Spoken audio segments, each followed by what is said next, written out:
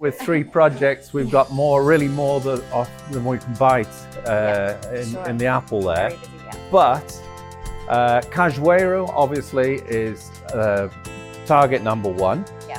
And the reason is that we believe we will turn that from a gold project into a gold district in a very short period of time.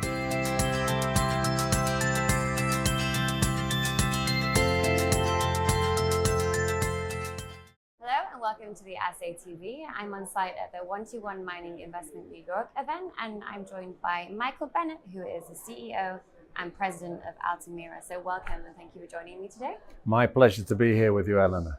So let's start with a quick overview of Altamira and its journey so far.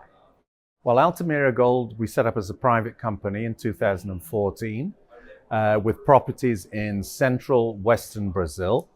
And it metamorphosed into a public company by 2017 with the name Altamira Gold, ALTA is the ticker. And we now have a portfolio of 3 major properties in an upcoming belt called the Ultra-Foresta Belt, where we have a gold property, Cajueiro, with a resource published in 2019 of 700,000 ounces of oxide and sulfide gold. And 2 other properties. One is a copper gold property called Santa Helena, and another one which is a new exploration property called Apiacás. Okay, thank you. So looking at the Cajueiro project, I believe the company recently discovered new porphyry mineralization there, east of the Maria Bonita discovery. So what's the latest here, and how is it going to advance the project? So if I go back to when I first saw the property in 2006, what really excited me about the whole property was the fact that you had artisanal mine workings in all of the streams over 15 kilometers of the central part of the property, resulting in, for us, a project which could be very, very large. It could be a district. So we go forward to 2021. We are joined by Crescat Capital as shareholders in the company, and we were incentivized by Quinton Henning to go out and look for other prospects within our property package. So we chose Maria Bonita, a gold in soil anomaly, 7 kilometers away from our resource, and we decided to go out and drill that. We drilled it in 2023 and 2024. We've drilled 5,000 meters into that prospect right now, and lo and behold, we've discovered the first gold porphyry in Brazil. Oh, wow. And how can I say that with such conviction? I can say that because we've taken out Dr. Richard Silito, the world's expert in porphyries, to our property. He's given us the seal of approval that this really is a porphyry. And not only that, he said, look, you've got this wonderful corridor of alluvial gold workings. Porphyries usually don't occur as one entity. They usually occur either in clusters or in alignments. Go and look for the new ones. Okay. And so that's exactly what we've been doing over the last few months, and we found porphyry number 2. Okay. So when is there going to be a porphyry number 3 in the future? Is it going to continue? Well, I'm hoping there's going to be porphyry 3, 4, and 5, you know, but we are working very, very diligently with our group of geologists in the field. We have now outlined our second porphyry, which is called Mombaque, and that will be one of our drill targets for the next few months. Right, okay, so that's very exciting over there. Moving on to the Santa Helena project then, initial drilling has been completed. So can you go through some of the highlights and the project's potential as well? Yeah, so we drilled in Santa Helena about 3,000 meters of drilling, but we drilled it on the gold targets. When we first claimed Santa Helena way back when in 2014, we claimed it as a gold property. But what happened in 2017 was that Anglo-American discovered the first porphyry copper deposit in the belt. Oh, wow, okay. And that is 60 kilometers away from our Santa Helena property. And so obviously we started thinking, well, maybe we've got copper as well. And lo and behold, we have. We've got 4 areas of copper in soils within our property package, which we've outlined.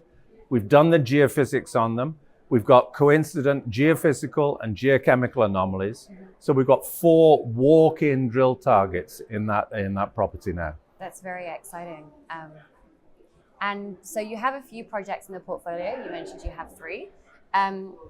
So the last one that I'll touch on for today is the Apyacaz project, if I pronounce that correctly. As you mentioned before, the project has historical artisanal production of 1 million ounces, if I'm correct. So what makes this project stand out, and what should investors know about this project? Apyacaz is a very, very interesting project. It's an extremely large land position. It's 60,000 hectares. It's something like 40 kilometers east-west extension.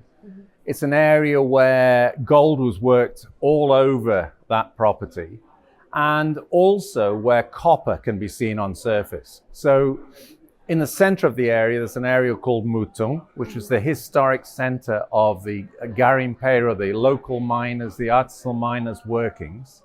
And what we believe is the host of the gold mineralization there is an intrusive rock, which is fairly similar to a porphyry, but slightly different. This has sulfides in it. Okay.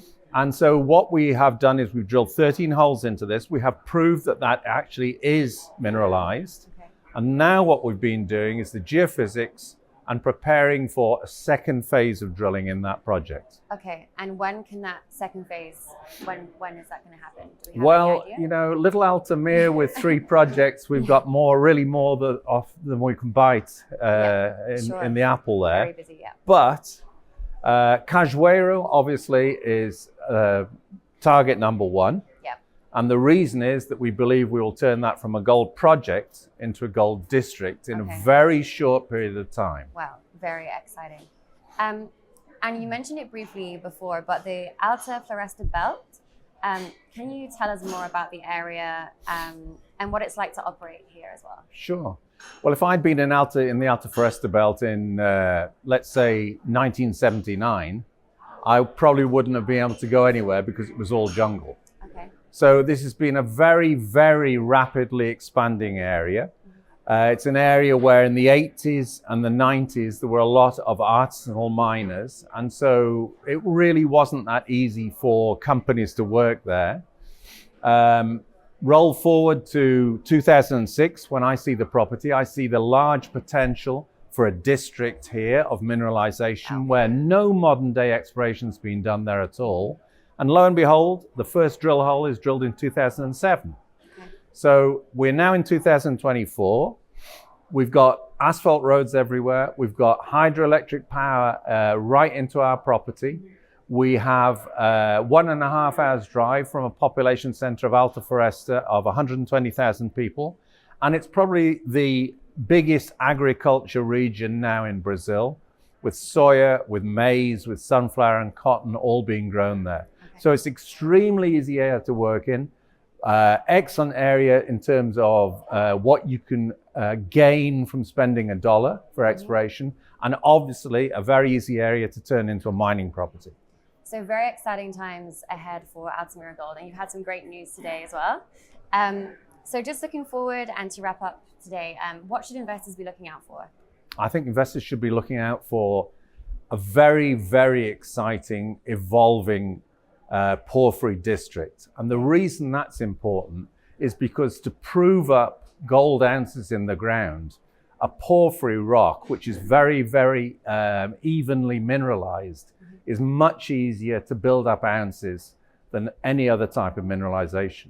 And so we believe that within a short time frame, we can put out lots of news and we can get people extremely excited, and we can really, really show people that we're onto something big here.